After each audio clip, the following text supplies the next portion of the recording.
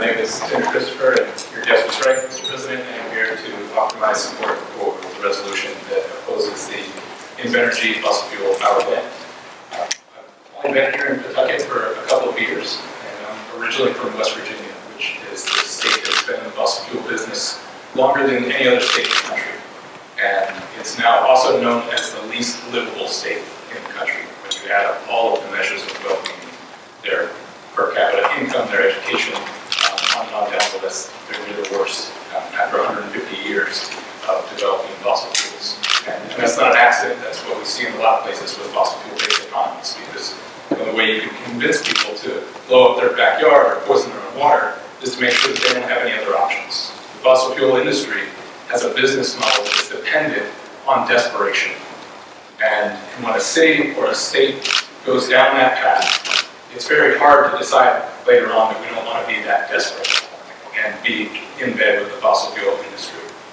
And with this power plant in particular, it's easy to see how that can happen in a direct way by scaring off investment in renewable energy. And there are plenty of studies out there that show that using fossil fuel energy and building new natural gas power plants and infrastructure scares off investment in renewable energy, which we certainly need in this state.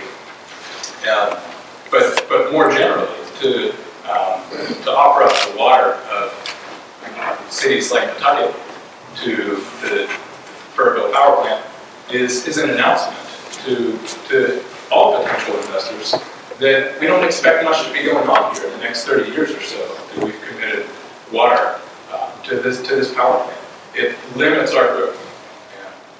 If we are really serious about the revitalization of Pawtucket, we certainly don't want to be limiting our growth down the road because we've committed our drinking water to this power plant for decades down the line. But of course, like most of the rest of Rhode Island, the biggest threat to Pawtucket is not going to be the lack of fresh water. It's much more likely to be an excess of salt water, far much more than we want because of rising sea levels due to climate change.